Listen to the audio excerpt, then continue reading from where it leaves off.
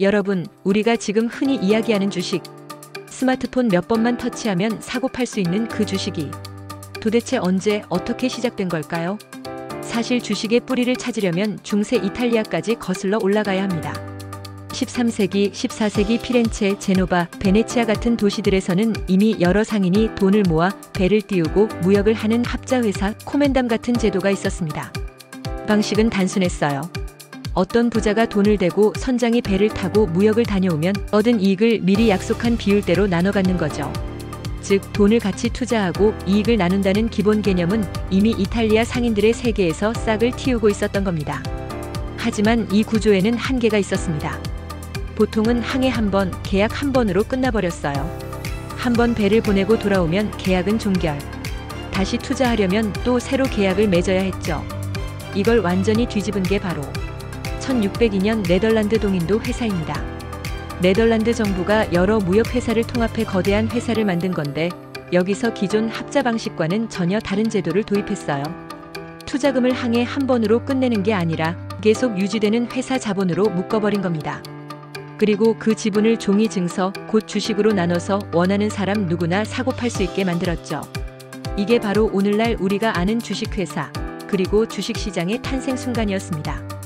여기서 흥미로운 질문이 하나 생깁니다. 그럼 도대체 이런 아이디어는 누가 처음 제안한 걸까? 놀랍게도 한 명의 천재의 머리에서 뚝딱 발명된 게 아니었습니다. 당시 네덜란드 정부가 무역을 통합하고 상인과 투자자를 끌어들이는 과정에서 자연스럽게 이런 방식이 제도화된 겁니다. 역사 기록을 보면 네덜란드 공화국의 정치 지도자였던 요한 반 올덴바르네벨트가 VOC 설립을 주도했고, 암스테르담의 상인 길드, 그리고 재정 담당 관리들이 함께 머리를 맞대며 구조를 만들었습니다. 특정 인물이 내가 주식을 발명했다 라고 말할 수 있는 상황은 아니었던 거죠. 오히려 상인들, 정치가들, 법률가들이 모여 필요에 따라 집단적으로 만들어낸 발상이자 제도였습니다. 왜 혁신적이었나? 이 제도의 핵심은 단순합니다. 소유권을 잘게 쪼개 종이로 거래한다. 이전에는 배 한 척 투자하면 끝이었는데, VOC에서는 회사가 영속적으로 존재했고, 투자자는 그 소유권 증서, 곧 주식을 갖고 있으면 언제든지 다른 사람에게 팔 수 있었습니다. 즉, 주식이 개인 간에 자유롭게 거래되는 시장이 처음으로 만들어진 거예요. 생각해보세요. 사람들이 처음엔 분명 고개를 갸웃했을 겁니다. 아니, 내가 회사에서 일도 안 하고 배도 안 타는데 종이 한 장 들고 있으면 돈을 벌 수 있다고. 그런데 바로 그 낯선 아이디어가 세계 무역 제국을 만들어냈고, 오늘날 우리가 살아가는 자본주의의 심장을 뛰게 한 겁니다. 그렇다면 이 주식들은 어디서 사고 팔았을까요? 여기서 또 하나 역사적인 장소가 등장합니다. 바로 암스테르담 증권거래소입니다.